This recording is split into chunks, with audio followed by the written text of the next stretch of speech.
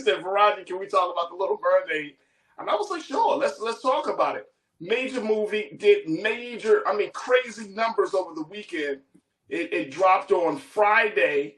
The numbers have shown that it's made over $110 million at the box office. It took $250 million to make. So they are still projecting that that this is going to be a film that's going to be able to pay back pay back on its production costs. But the big point about this film is the cultural significance of it.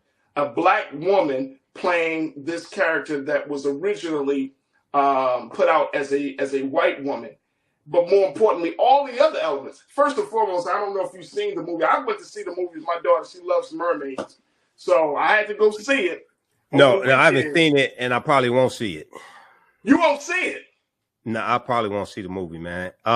So here are a few things that I wanted to talk about. One, back in October, we talked about this on Roland Martin Unfiltered, and Dr. Greg Carr was on the panel with me, and Reese Colbert.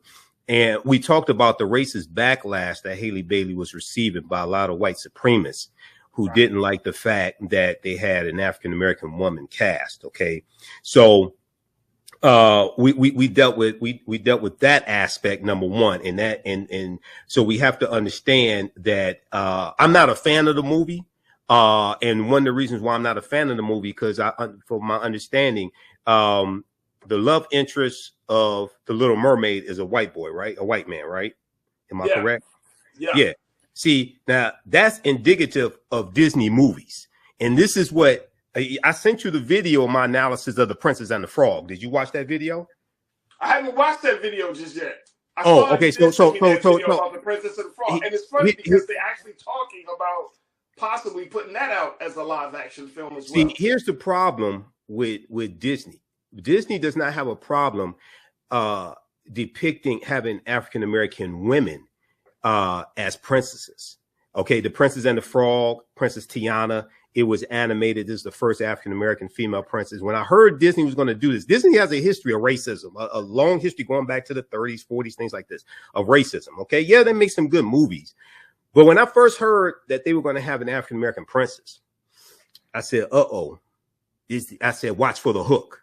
Sure enough, with The Princess and the Frog, the hook was two hooks. One, the love interest, Prince Naveen, is not African-American. He's not of African descent. He's this Eurasian, this white-looking Eurasian, Arab-looking, whatever he is.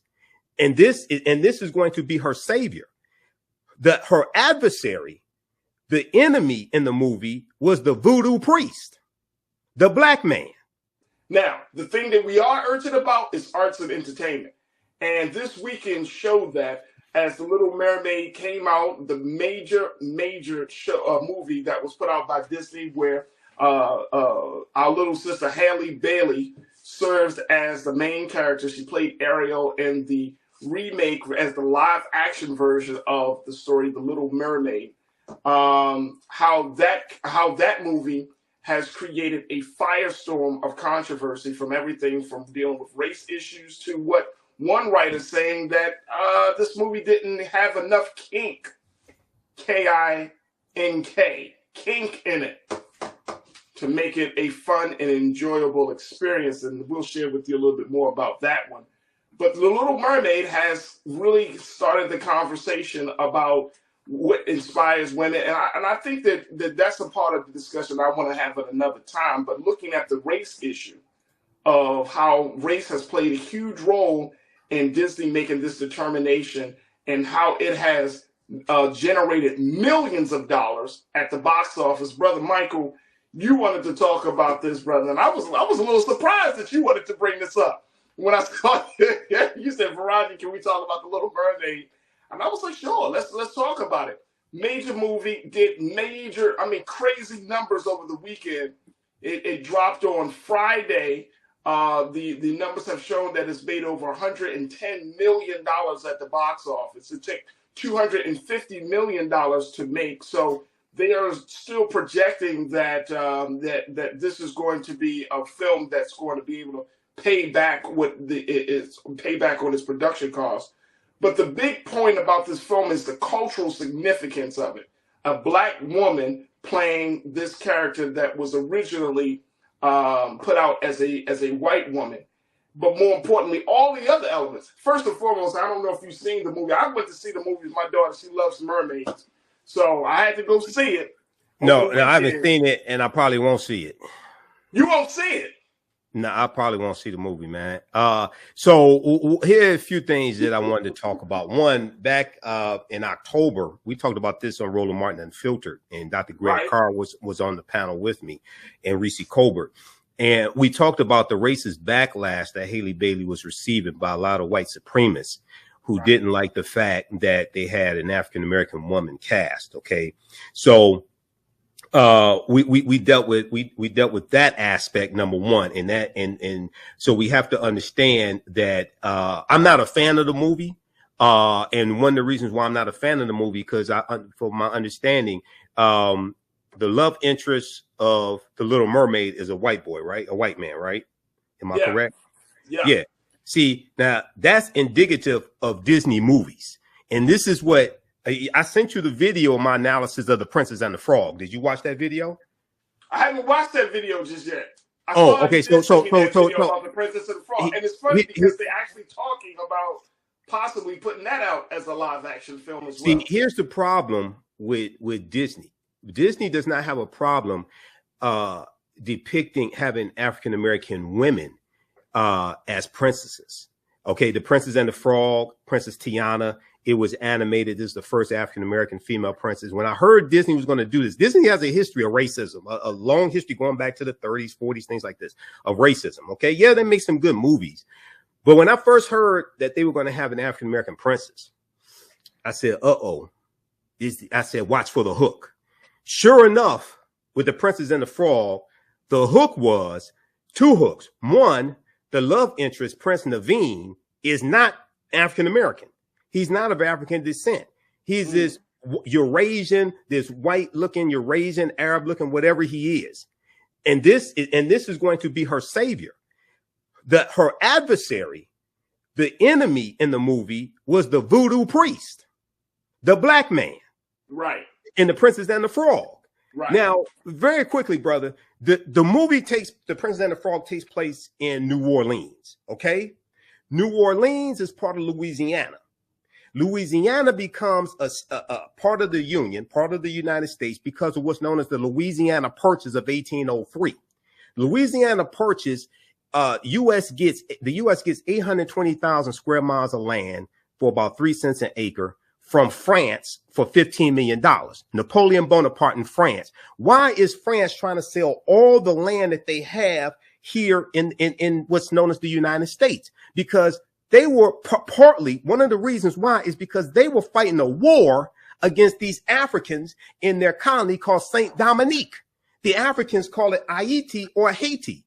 And the French were getting their asses kicked by these Haitians. And they were almost going bankrupt. So they had to raise money. Now, when you study the Haitian Revolution, which starts in 1791, one of the things that these Africans did to defeat not just the French, but also the Spanish and the British, who were allies of the French, they reclaimed their African spirituality. They cast aside their white God, as one of my teachers, Professor Kabahai Watakamene, says in the documentary 1804. They reclaimed African spirituality. What was the African spirituality they reclaimed? Vodou. What do white people call Vodou? Voodoo. Oh, so you mean in the movie The Princess and the Frog that takes place in New Orleans, you mean the adversary, the black man, was made evil and he's a voodoo priest, which attacks African spirituality and demonizes the very thing that the Haitians used to overthrow their white oppressors? Is this what you're saying that's in the movie? Okay. Well, see that, and see, look, I gotta stop you right there, bro, Mike. Just for the time, I want to make sure we get our next pause in. But that's part of the controversy that people have, and I'm pushing back on this a little bit. And you tell me, folks, as we take our next pause.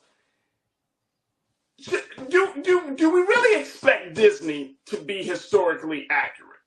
I'm not talking about historically accurate, and I'm not saying they should. No, I'm not saying historically accurate. I'm wondering. No. You made this point at the beginning of your remarks here. Disney is not just a movie making company. Disney is a cultural phenomenon. They shape the culture on how we see each other and how we see the world. You're missing my point. I'm not talking about historical accuracy because these are fictitious movies. Disney does not have a problem showing a black female princess. They have a problem showing a black man as a prince or a king because they have a problem showing a black man in power, controlling natural resources, ruling over a nation. This is why they would show a black princess ending up with a white man or something that looks like a white man. This is programming of black people in power. I hear you. Look, we got to take another pause when we come forward. More conversation. I want to hear from you, crew. I know some of you have gone back into your childhood. Corinna, I see you. You went back to 5-year-old Corinna because of The Little Mermaid. And get your take on the movie that is shaping the culture of Little Mermaid. Folks, join us in the conversation and stay with us. It's The Culture here on the Black Star Network. All right, folks, welcome back to the show. We got a few moments left, and I'm chatting it up with my brother Michael Imhotep from the African History Network, and you can check him out at africanhistorynetwork.com. But we've been talking about Little Mermaid. Let's bring Brother Michael back into it. I want to open up this conversation very quickly. Brother Michael, you brought up talking about the Princess and the Frog, talking about the actual history of our people as it relates to everything from quote unquote voodoo magic to our the relationship of black women, in that case, Princess Tiana, and the lack of black males in power, which I think is a valid thing in this movie here. The Princess, we'll see the same thing in The Little Mermaid. This is not an attack on Halle Bailey. I want people to understand this.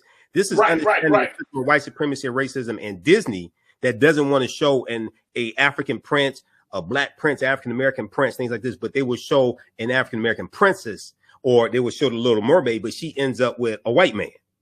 See, she don't end up with an African-American man. That's problematic right there, especially when we take our daughters to crazy because the prince mother in the movie is a black Caribbean woman. Yeah. But obviously they don't have a problem depicting the women like that. They got a problem depicting the man.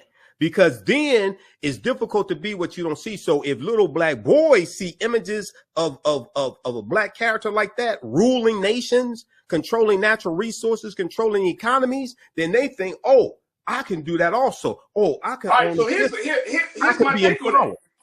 Here's my take on it. And maybe I can hold this off. I want to hold this. I'm gonna speak. Let me speak to the man. You can bring me back for another conversation. Yeah. I'm talking. You can bring me back. Man. I gotta bring you back. All right, look. Here's the thing, though. Here's the thing, and I got a couple of minutes left. But my thinking is, this idea of black boys being able to see themselves. This is 2023, y'all. 2023. You mean to tell me that black boys aren't inspired in 2023? I say they weren't inspired. No, I'm not saying you. That's what you said. No. I'm just using that point that you're saying that black boys can see that black men have the ability to rule on all of those things. We're talking about Disney movies. What Disney movie has a black male lead like that? No, you're right. That's what I'm saying. So how is it you got two Disney movies? How's it you got two Disney movies with black female leads like this, and they both end up with non-black men? Then when we go look and when Brandy plays Cinderella, okay, the prince was Latino. This is not against Latinos. It's like, wait a second. Disney has a problem with African American men. Disney has a problem with race. I think we can kind of go on record to say that. But the thing is that a problem that we should have as a people and as a culture? Is that our problem? Well, no, we need to understand it because we don't see black men in positions of power in the Disney film. Does that take away the innate power of who we are? No. We need to understand that we're attacked, and one of the main ways that we're attacked is through media. So when you I get that part. So when you keep showing these images, and then the main black female character ends up with a white man or a non-African American man, that's a problem there. And this is fair. Here's the thing, though, Brother Michael. Here's the thing. you and I'm saying specifically you and I, those of us who are in our age range, we didn't see black people in none of these cartoons. I agree. We didn't see it growing up. I didn't see it. I grew up in yeah. the 80s. I grew up in the 90s. I didn't see it.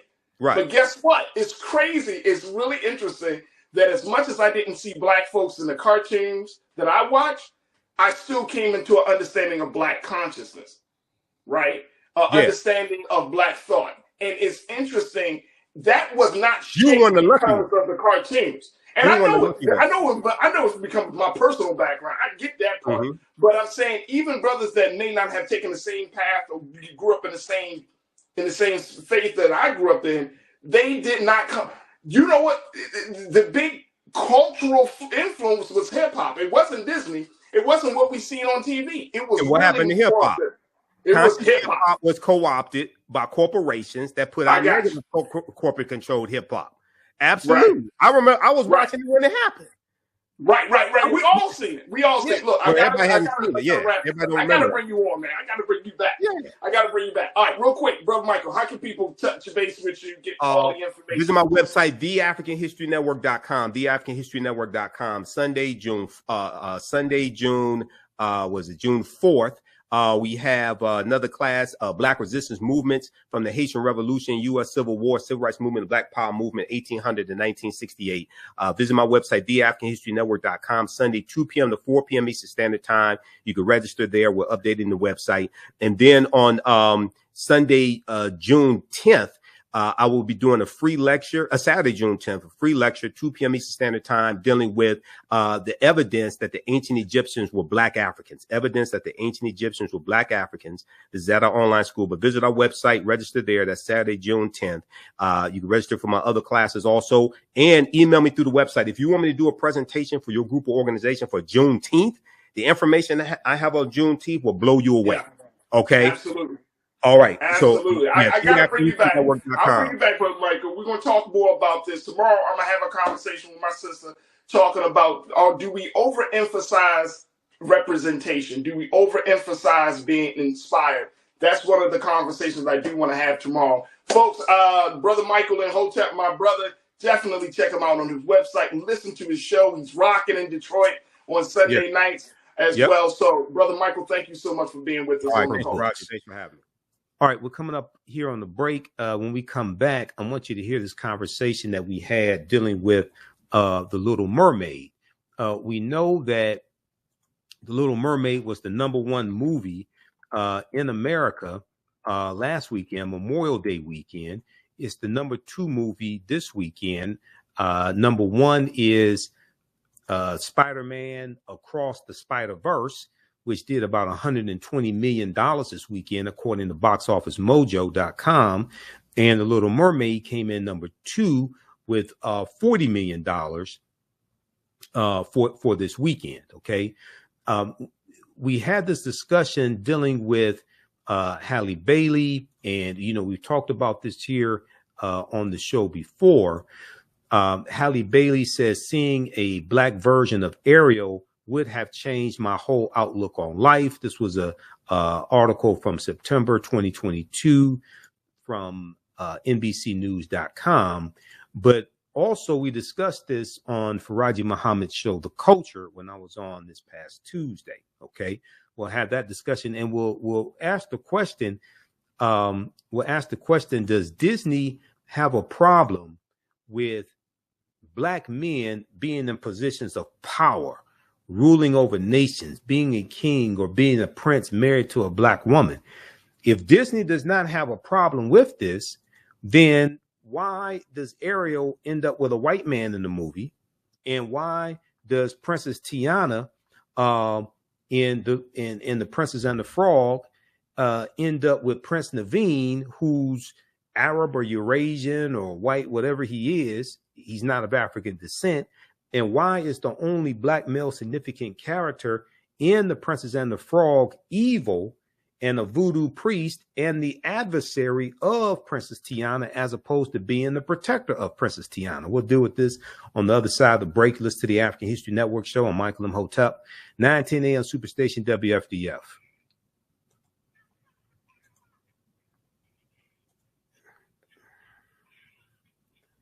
there was one article from theguardian.com called The Little Mermaid, Halle Bailey as a child. Stop the music.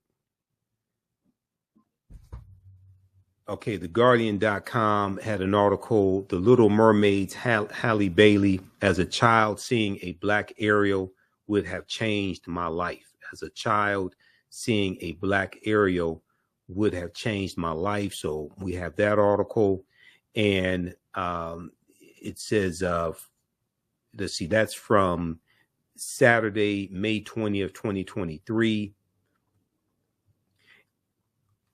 So we have that article. Then also there's one from NBC News from September 2022. And the name of that article is Halle Bailey says, seeing a black version of Ariel would have changed my whole outlook on life. The singer takes on the role of the Little Mermaid in Disney's latest live action remake. Okay. So she's been getting a lot of good reviews for her performance in The Little Mermaid. I haven't seen the movie yet. Really don't plan on seeing the movie. I may, if it comes on cable at some point, I may watch it. I'm not going to the theater to see it. But we discussed this we're going to clip 3, Aubrey, because I emailed you clip 3. We're going to clip 3, and we discussed The Little Mermaid, but also we got into a discussion dealing with The Princess and the Frog. The Princess and the Frog. This was on Farajii Muhammad's show, The Culture. Let's go to clip 3, please.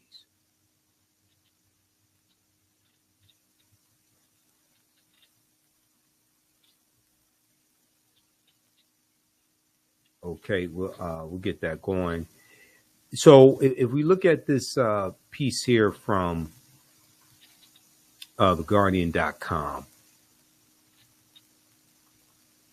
Little brown girls were excited about Halle Bailey as the Little Mermaid. Watch my daughter's reactions to the Little Mermaid trailer.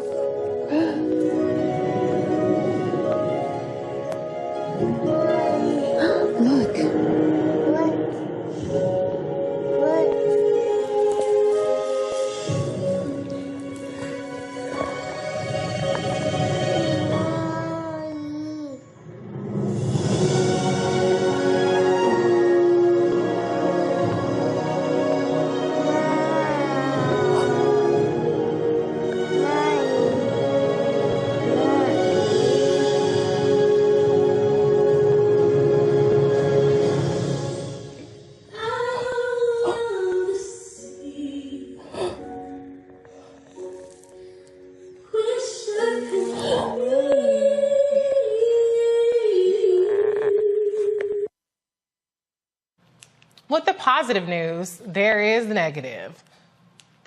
Here are some of the folks that are upset that Disney cast a black woman to play a mermaid.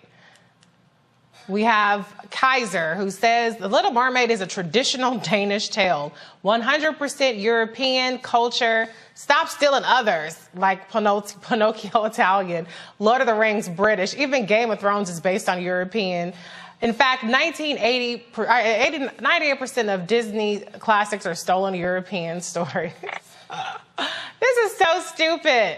Anyway, so Matt Walsh says it isn't scientific to have a black mermaid. All right, Max Winter says, a black actor playing the Little Mermaid really is a case of white erasure. All forms of art, including fairy tales, are meant to be reflections of the author's experiences and observations. Hans Christian Andersen probably based the Little Mermaid based on experiences he went through in his home country of Denmark. So it makes sense that most of his characters would be white, since that's the world and the people he was surrounded by. Yeah, I'm given the way that we deal with these sorts of issues, I'm sympathetic to that. Now, I would be fine, like we talked about yesterday. We don't have to rehash the entire thing. But if we all agreed that race in films and TV shows, especially fictional stories, don't matter, and we're going to take a kind of colorblind casting approach, and it doesn't matter as long as the actor is good. If we could all agree on that, then I'd be on board. And as I said, that's basically what it was for many years, what it was back in the 90s. But what I cannot abide by is the double standard thing where we say, well, the casting in casting matters only for certain races and not for others. No, we're not doing that. Also, by the way, with The Little Mermaid, can we also just mention that just from a scientific perspective, okay, it doesn't make a lot of sense to have someone with darker skin who lives deep in the ocean. I mean, if anything, not only should The Little Mermaid be pale, she should actually be translucent. If you look at deep sea creatures, they're like translucent. They have no kind of pigmentation whatsoever. And they're just like these horrifying, they look like skeletons floating around in the ocean. That's what The Little Mermaid should look like. She should be totally pale and skeletal, where you can see her skull through her face. And that would actually be a version of Little Mermaid that I would watch. That's embarrassing. Freak. I bet it is, you freak. I mean, look. Girl in the bottom of the ocean, I bet he would watch that. Well, I mean, if we're being scientific, didn't y'all come out the Caucasus Mountain? Or no, y'all ain't from the ocean too, last I checked. Okay. Look, but the Danes were still trying to figure out how to cook food when Yemaya and Oshun were coming out the ocean and the river. So let's be clear. You don't know, and I like what Mike Harriet said. He said mermaids are by definition biracial. But let's be clear. We ain't got no dog in this fight. Y'all remember Blazing Saddles when Cleavon Little showed up in town and it was like, the sheriff is near, the sheriff is near. Then he got close and they saw he was black. The sheriff isn't. When she came up out there water, I'm like, y'all should just make this a satire. Because I ain't got a... Disney is trying to make all the money in the world. They got a Muslim Miss Marvel from the comic books from Pakistan. They gonna make Namor the Submariner Latinx when everybody who reads the comics knows he is white as the sheet. Shang-Chi is Chinese. Shuri may be the Black Panther, may not be the Black Panther. And they're gonna put this Israeli girl in the new Captain America and is setting off bells over there with the Palestinians. Disney trying to make that cash. The reason that girl is black is because they see the demographic, and the most important words to be heard is when these children said, "I can't wait to go." Oh yeah, that's right. That's all Disney care about. So the mermaid is here. I get the anti-capitalism aspect of it, but as a mother of an 18-month-old, almost 18-month-old, I have to tell you, when there's this little show on Disney called Eureka. And it's a brown girl in prehistoric times, and she has purple kind of, hair. And it's really funky. And Ava just goes apeshit every time it comes on. I mean, she's like looking at me, and she's like, and she starts dancing and swinging around. And I mean, it brings so much joy to her. It doesn't scare you, Reese? Does it scare I used to have my godson in the back seat, and every time Barney come on, he go into a trance. I don't let no kids watch anything that these corporate people program, because it's like, wait a minute, how the hell you're a child? I don't trust that. Well, listen, there's probably as much crack in Disney stuff as Beyonce has in her Renaissance album, so we're all in the same boat of being transfixed with things. No question. So, I mean, for me, I just part of the fun of it is starting to be how just completely unhinged these people are about it. Like, I didn't have interest in the Game of Thrones prequel, even though I watched Game of Thrones. But now I'm like, well, let me check it out, because this black guy is pissing them off. Or the Lord of the Rings thing they have going on. They're mad about the black people. Like, these are not real characters. Y'all already don't see black people as human anyway, so it should be less of a stretch to see black people play a half mermaid, half whatever. Well, yeah, with the Lord of the Rings and these other fictitious science fiction things like this. First of all, they act like they never heard of the African Moors that went all throughout Europe, intermixed into the European population and changed the complexion of many Europeans. Number one. Number two, I remember back in 2015 on the History Channel, they had a series called Barbarians Rising. And it dealt with like 700 years of invasions of the Roman Empire. And the first episode dealt with Hannibal Barca, Hannibal of Carthage, and the Carthaginians and the Punic Wars. And they portrayed Hannibal as an African, which he was. The Carthaginians, descendants of the Phoenicians. And some white people lost their minds.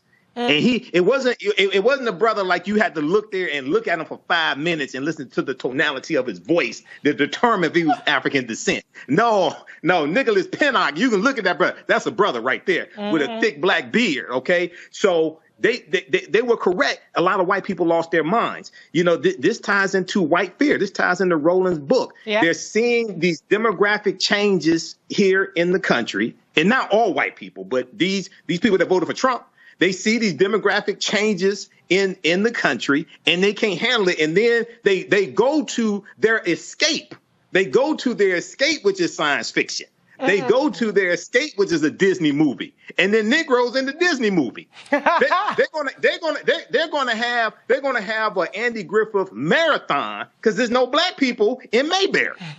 They keep trying to go to their escapes, right? And we keep popping up. So, and then you look at the YouTube, the trailer on YouTube has 1.5 million dislikes, things like this. So a lot of these people have just totally lost their minds. You know, they just totally lost their minds. So look at I'm sorry, look at it though. They're gonna make that money up in the Spanish market. Disney is global. This movie, these hillbillies in the United States ain't gonna stop this train. They're gonna make that money up in Latin America. Oh yeah, they're gonna make it. African Americans go see it. And I understand. My daughter's 5 years old. You know, and I watched the whole thing of the little girl's reaction to it. I'm glad I saw it before here because it brought tears to my eyes. Here, my daughter's 5 years old, right? My daughter loves Paw Patrol. She likes Sesame Street. She likes Doc McStuffins, things like this. So we need to flip this and like do lectures dealing with like the origins of the mermaids and where all this stuff comes from, things like this as well. But this is you know, just the reaction from many Europeans is just you know, you don't have anything better to do than this. No. The attack Haley Bailey, you don't have anything better to do than this, you know. So, and I have to say, Haley Bailey, I met her at the VP's residence, and for Juneteenth, and she's she's like a mermaid in person. Like, she's just so lovely and sweet, and she has this just really divine voice and this great energy. So I love that for her. I love that for little black girls and everybody. And, you know, I'm gonna be honest, I don't let my kid watch like the super white cartoons like Coco Melon. I'm like, everybody got green eyes, blue eyes, everybody's super white. I'm like, where are the black cartoons? So she watches, you know, Motown Magic. I let her watch the animals. So she does Word Party, other kind of stuff. But I'm happy that there are a lot of shows for her to watch. Don't judge me, or you can, I don't care. But I know a lot of people don't like their kids watching TV. But God, but Hollywood, because I mean, somebody got to tell our stories that we have. I mean, Disney is not for us. Disney out there trying to make money. No, so I mean, I understand. Thank God for the African film market, because at some point, when we get our act together, the American Negro gonna be sitting somewhere with our $5 in our hand, talking about. Anyway, well, that's true. That's true. African market, things like that. But what I think also it's important for us to do, and you may want to weigh in this, Greg, if we have time. These white supremacists are largely attacking this African American woman. Haley Bailey. No question. That's what I'm saying. So I don't want that to be lost in this whole Disney movie. Okay, because she talked about, I was reading an article from Screen Rant where she talked about her grandparents encouraging her. I think it was her grandparents encouraging her in dealing with these white supremacists and these attacks on social media, things like that. So that's a layer that I don't want to be lost in the white capitalism, the corporations, and you know, things like this. I don't know what to tell you. Dr. Carr is like, hey, that's what you signed up for. I don't know what to. At some point, we're going to have to make some decisions, or some decisions are going to be made for us. So this diversity, equity, inclusion approach to liberation, of course, is a complete and utter dead end. So yes, she should be defended. We have to deal with that. That's what I'm saying. That's what I'm saying. But let's be very clear. As you said, Reese, if you have power, use it. So we shouldn't be the ones defending her. Disney needs to have all the smoke for every white supremacist that they have contributed to their political campaign. Yeah. That they have emboldened. In other words, this is not our fight. This is Disney fight. Because Disney getting ready to pimp the black community for another $2 billion, like they did Black Panther. So when these white boys come for her, it don't need to be us. Yeah, we should say, but it need to be Disney. And Disney's not going to do that. Why? Because Disney don't give a damn about her either. This is all, you know what I'm saying?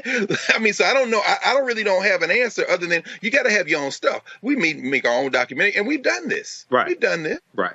But That's I mean, true. Going back to Oscar Michaud, But- going back in the early 1900s. But Yep. at the same time, We had race movies. When we had race movies. well, we got Go ahead, Gracie's go ahead. Corner on YouTube. We got our own Gracie's stuff. Corner. But guess what? Uh-oh. Disney. When it comes to a kid and cartoons, Exactly. Mm-hmm. hey, I'm Team Disney on that one. I know, Dr. Carr, you can drag me, but I am Team Disney. Dr. Nichols, you're shaking your head. Go ahead. What you got? Yeah, let me get a word in. I have a 3-year-old myself, and I understand my 3-year-old loves Peppa Pig. So she's sitting around here walking around talking like a British person. So I will say this. I think it's important, and this was kind of stated, but I think it's important for us to make cartoons for our kids. Yeah. Oh, yeah. You better believe Right. Matt Walsh, who you just showed, who I think was trying to be funny with that whole translucent thing, but he's not funny. No. But at any rate, Matt Walsh works for the Daily Wire. The Daily Wire White wants to supremacists. get out of political content and get into cultural stuff. They want to make movies. They want to make cartoons because they realize that some black kid, probably too, is going to be looking and see a cartoon that engages them, but is secretly giving them political messages. It hurt my heart. One of the things that hurt my heart so much about, I don't even like saying his name, but a guy from Philadelphia, who, he made Fat Albert. And that was so important for kids my age. That was so important for us to see a bunch of black kids who lived in urban communities and how great that was. And then, conversely, I remember as a kid when I was young, you saw He-Man. And this is what tripped me out. My boy pointed this out to me. Here you have this white, blonde-haired, muscular guy, and he's the master of the universe. I was like, hide it from us. You know what I mean? And then, of course, G.I. Joe was trying to get us all to join the military. So, again, they're sending our children messages through this kind of stuff. And it's cool when you have a Doc McStuffins. And it's, The Little Mermaid, I think some of that story, just like Beauty and the Beast, I wouldn't let my daughter see it because I think it, tells them it's okay, deal with somebody's abuse. Talk about it. I wouldn't let them see it. I think it sends the wrong message to little girls. That you just be patient with somebody while they abuse you.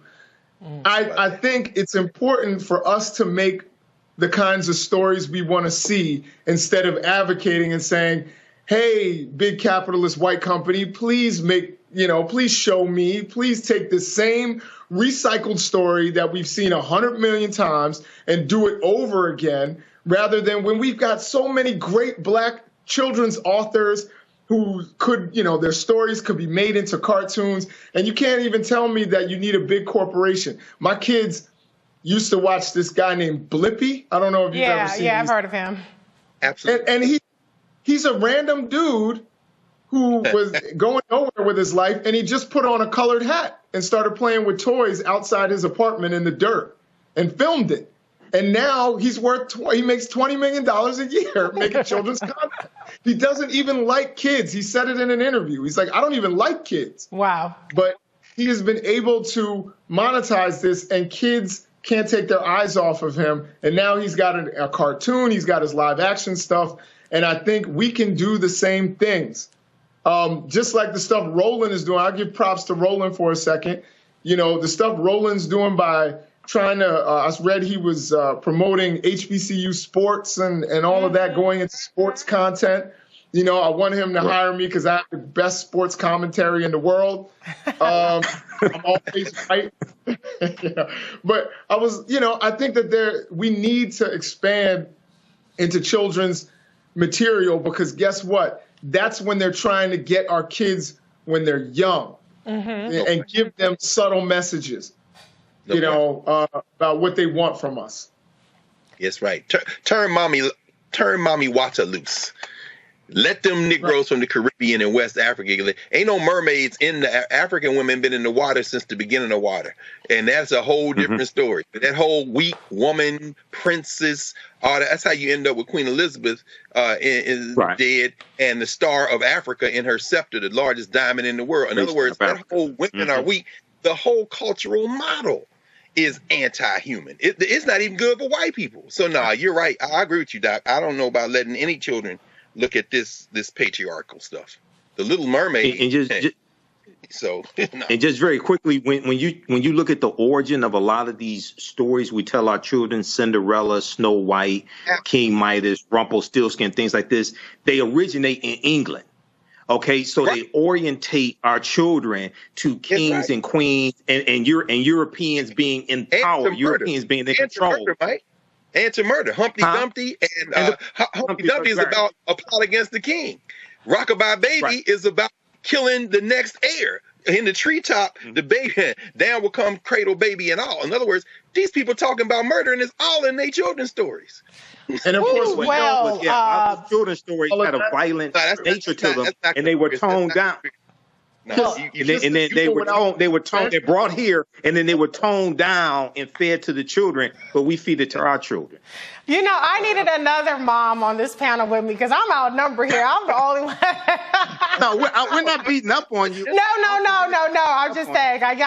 Listen. I guess I'm the unserious one because I can't wait for this, and I love Hallie. But let me close it out with this tweet, which I thought was hilarious. It says, "So after all the Africans y'all threw in the ocean, y'all surprised a mermaid is black?" Lord, have mercy. Listen. Incredible. I saw that one. Come on, we got to keep the same energy, y'all. Y'all want us? What we doing? What we doing? But that was from September 16, 2022. Roland Martin Unfiltered. Lastly, before we get out of here, check out this article. I've talked about it before. This deals with Mami Wata. Mami Wata deals with the origin of the mermaids. This is an article from face-to-faceafrica.com. face-to-faceafrica.com. Mami Wata, the most celebrated mermaid-like deity from Africa who crossed over to the West. This is from July 20th, 2018 by Elizabeth Ofasua Johnson. Here's a depiction of Mami Wata. This is who Dr. Greg Carr was talking about. This is what I was talking about in that segment when I was talking about doing lectures on the origins of the mermaid. I'm talking about Mami Wata. Despite being considered as an adaptation of the Western mermaid, Mami Wata is a deity that has existed in Africa. A deity that has existed in Africa for as long as African history and culture can recollect.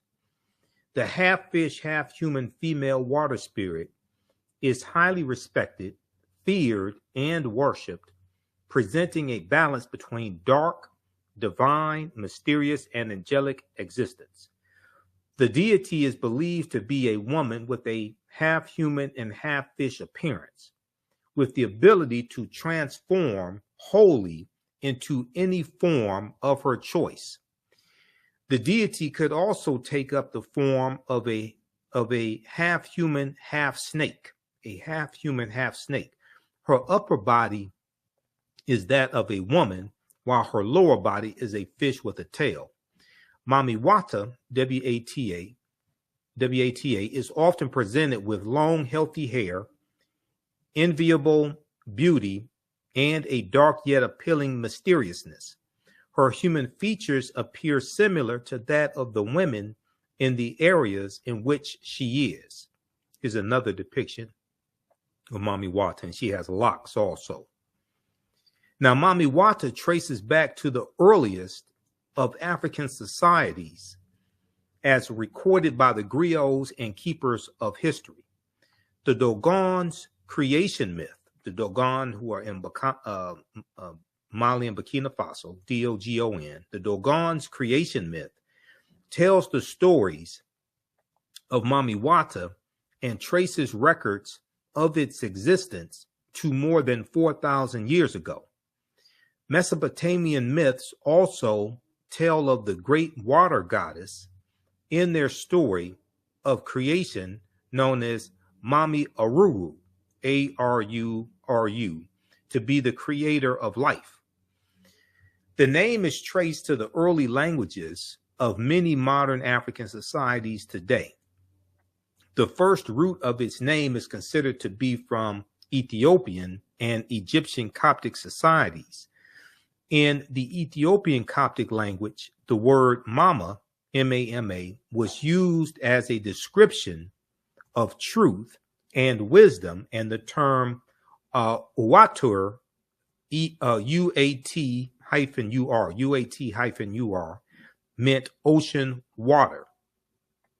Another definition of the name traces to the early Sudanese society, where the word Wata, W-A-T-A, referred to a woman. The name is often linked to a single entity, but represents the strongest and most significant of all water spirits that exist. Mami Wata was developed from the African culture that believed in the existence and worship of mystical creatures. Mami Wata is the bigger goddess with smaller followers, some of which were also men and had the same appearance as their goddess. Stories are told of her followers coming to shore every now and then to deceive seamen and capture them to be taken in the water kingdom. The captives were a source of entertainment until they were offered as sacrifices to Mami Wata. In West Africa and some parts of Eastern Africa, the deity is called Mami Wata or Mami Wata, M-A-A-M-E. Modern African societies refer to her as Mami Wata. In some parts of Eastern Africa, among the Swahili or Kiswahili speaking groups, she is called Mamba Munti, M-U-N-T-I. The African deity has managed to find homes in many other societies in the Western world. In the Caribbean and parts of Southern America, the deity is highly respected and feared, with many stories around her identity.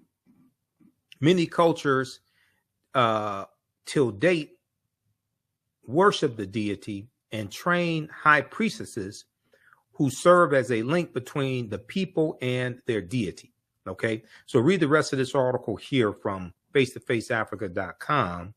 Mami Wata, the most celebrated mermaid-like deity from Africa who crossed over to the West. All right, we have to get out of here. You can support the African History Network, $ the AHN show through Cash App, $ the AHN show through Cash App, also through PayPal, paypal.me/the AHN show. Visit our website, theafricanhistorynetwork.com, theafricanhistorynetwork.com. Register for my online classes there as well. All this helps us keep doing the research, stay on the air, keep broadcasting. Follow us on our Facebook fan page, The African History Network, our YouTube channel, Michael Imhotep, I-M-H-O-T-E-P. And right on the homepage of our website, we have our social media platforms, so you can follow us there. Okay. And if you want me to do a presentation for your group or organization, email me at ahnshow@theafricanhistorynetwork.com, ahnshow@theafricanhistorynetwork.com, or email me through the website. Juneteenth is coming up. People are asking me to speak at different places for Juneteenth. So email me there as well. Remember, right now is correct. Wrong behavior is not over till we win. Wakanda forever. We'll talk to you next week. Peace. To you. All right.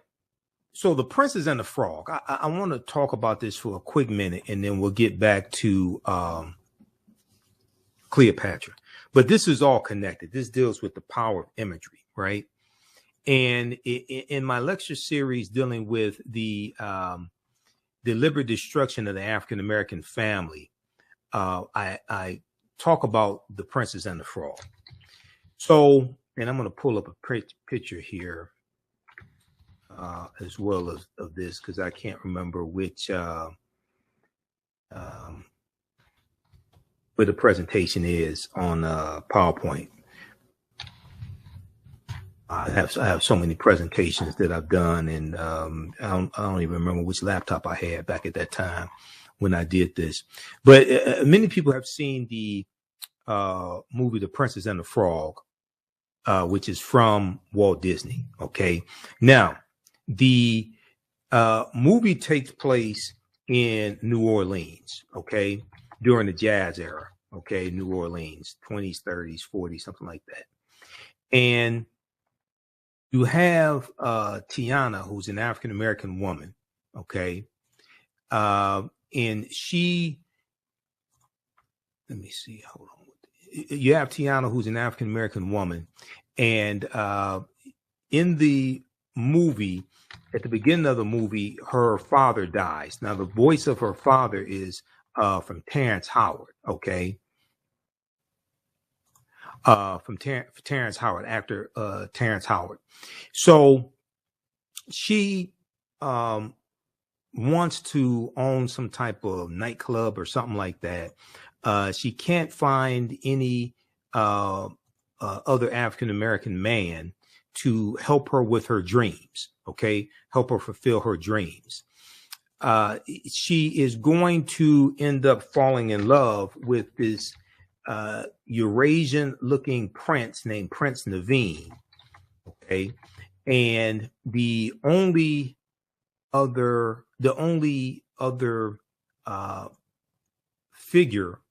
male figure of African descent is the voodoo priest. Okay. The voodoo priest. And the voodoo priest is evil. Okay. So pay attention to this. Instead of the African man, the voodoo priest, instead of him being a protector of Princess Tiana, he's her adversary and he's evil. Her savior is Prince Naveen, who is this Arab Eurasian looking guy. But it gets even deeper than this, because the movie takes place, the cartoon takes place in New Orleans. New Orleans is in Louisiana.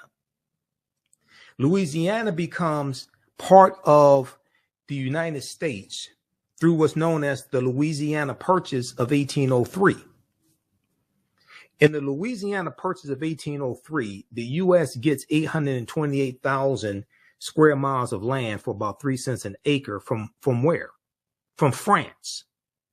From France. This is Napoleon Bonaparte, who just 5 years later, 5 years prior to 1803, in 1798, Napoleon conquers Egypt. What's going on in the world at this time in 1803? What's going on in the world at this time in 1798? France is fighting against a group of Africans in a colony called Saint Dominique, who the Africans are going to call Haiti and later Haiti. Saint Dominique is on the island of La Isla Española, which is what Christopher Columbus called the island when he conquered it in 1492. And the western third of the island was first the colony of Santo Domingo under the Spanish. Then in 1697, the French take over the western third. They take over that western third of the island from the Spanish, and they call it Saint Dominique. When you study the Haitian Revolution, which begins in 1791,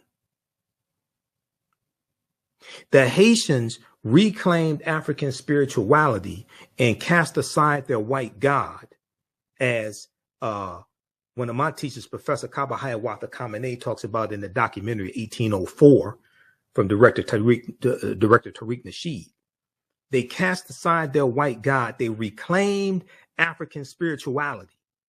What was the African spirituality that these Africans reclaimed that to help them defeat the French? And they didn't just beat the French, they beat the Spanish and the British, because the Spanish and the British were allies of the French. They reclaimed Vodun, who Europeans derisively call voodoo, and we see the African man, the only other African-American male character in the movie The Princess and the Frog. He's the voodoo priest, so he's automatically evil. So what they are doing is also attacking the African spirituality, which the Haitians reclaimed to help them defeat these European colonizers. This is in the movie The Princess and the Frog. Whatever you do, don't let your children watch this movie. Don't let your children watch this movie, especially if they're of African descent. So then she finds her savior in this white-looking, Eurasian, Arab-looking prince, Prince Naveen. And they go off and they turn into frogs. They live happily ever after. She doesn't live happily ever after with an African-American man that looks like her father, who died early in the movie. He was an older man. Yeah, he died early in the movie. He could not protect her. Now, I'm not saying Prince Naveen was a bad guy. I'm not saying that. Okay? I'm not saying he was a bad guy, but he wasn't a black guy. That's what I'm saying. So we have to understand the programming behind a lot of these movies. And when we look at Brandy playing Cinderella, and she ends up with a non-African prince or non-African king, not an attack on Brandy, but it's like you have to go through and say, well, wait a second. You keep having these African princesses and black princesses, Walt Disney, but you don't have a black prince. You don't have a black king. Is Disney afraid of showing African men in positions of power, ruling over nations, controlling natural resources, having wealth? You listen to the African History Network show. When we come back, we're going to go back to Cleopatra, Queen Cleopatra VII. Talk some more about the series from Jada Pinkett Smith. And then I'm going to let you hear my discussion with Tony Browder on the subject today as well. He's the author of Nile Valley Contributions to Civilization. Listen to the African History Network show. I'm Michael Imhotep. We'll be back in a few minutes. If you like this type of information that we provide at the African History Network, you can support us, $, the AHN show through Cash App, $, the AHN show through Cash App, also through PayPal, paypal.me/the AHN show. Visit our website, theafricanhistorynetwork.com, theafricanhistorynetwork.com. This helps us keep doing the research, stay on the air, keep broadcasting, finance the Sunday night show, the African History Network show that I broadcast on 9:10 a.m. Superstation WFDF. I've been broadcasting the African History Network show for 13 years, 7 years on 9:10 a.m. WFDF. So we're on Sundays, 9 p.m. to 11 p.m. Eastern Standard Time. Here's our PayPal, Cash App information right here on the homepage of our website. So if you want to support us, $10, $15, $25, $50, $100, whatever it is, it definitely helps. On Saturdays, I teach ancient Kemet, the Moors, and the Ma'afa, understanding the transatlantic slave trade, what they didn't teach you in school. It's a 12-week online history course. We deal with thousands of years of history and what leads up to the transatlantic slave trade taking place. Okay. I do a PowerPoint presentation. We have book references, articles, video clips. So you can register for the class right now. As soon as you register, there's you'll be able to join us for the day's class, and you can go back and watch the previous classes also. Okay, so we deal with history, thousands of years of history, look at what leads up to the transatlantic slave trade taking place, and also we look at, we go through and analyze the transatlantic slave trade. We look at the 800-year occupation of Europe by the Africans known as the Moors as well. Okay.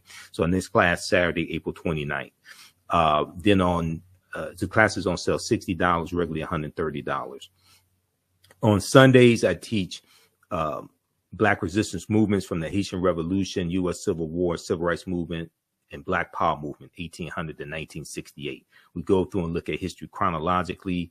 This class will be on Saturday, April 30th, 2 p.m. to 4 p.m. Eastern Standard Time. Okay. We have a bundle pack. You can register for both of these classes for only $100. You can use this information with the children as well. I would say the information is PG-13.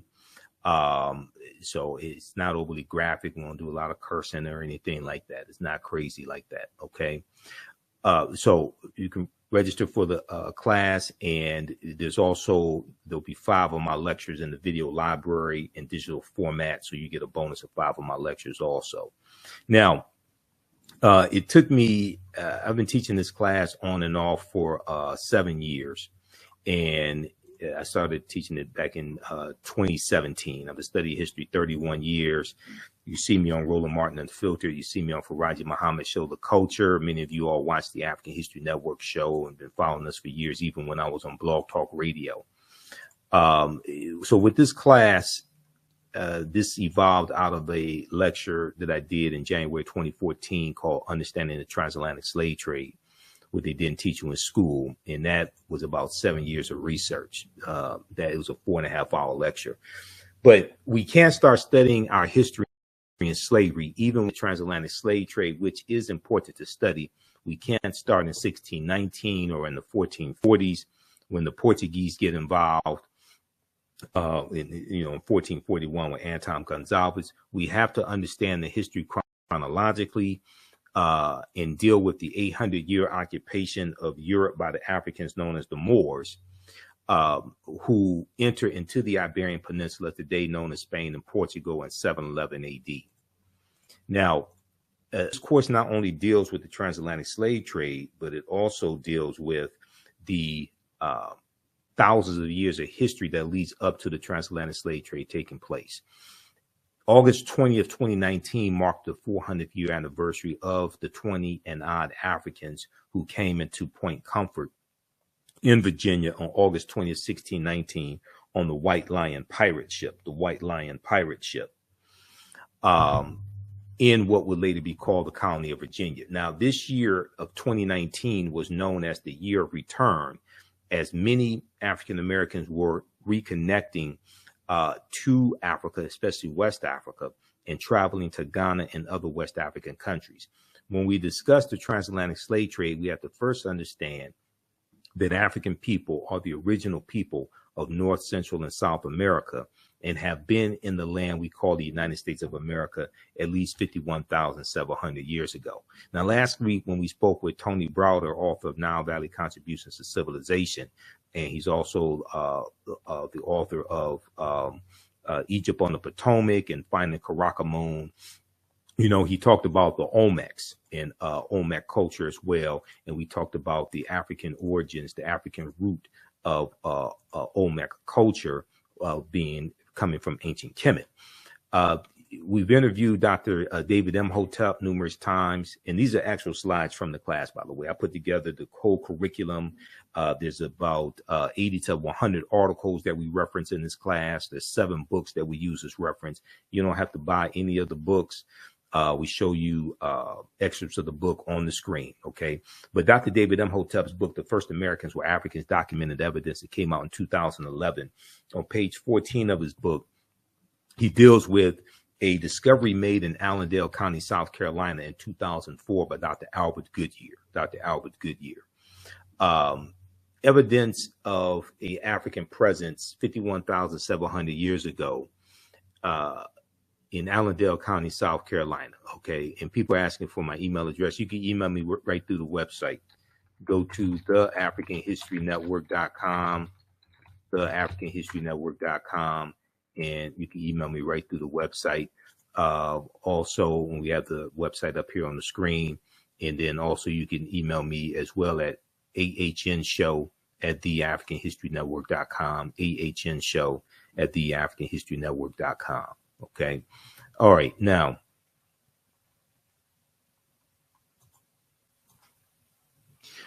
they found Dr. Albert Goodyear is an archaeologist at the University of South Carolina. They found 13 different types of evidence to thoroughly document an African presence in the land that we call the United States of America, going back at least 51,700 years ago. They found artifacts, architecture, campsites, carvings, Egyptian writings, footprints in lava, genetic M174D haploid groups dealing with DNA and genetics, linguistics, paintings, skulls, skeletons, structures, and tools. Okay, they found 13 different types of evidence fairly documenting an African presence in this country that we call the United States of America, going back at least 51,700 years ago. Okay, so it's totally ridiculous for people to think, especially for African Americans to think, that African people first came to this land as slaves, conquered and shackled by Europeans. Okay. That's a total misunderstanding of history. Now, this is a picture of Dr. Albert Goodyear. He's a white archaeologist.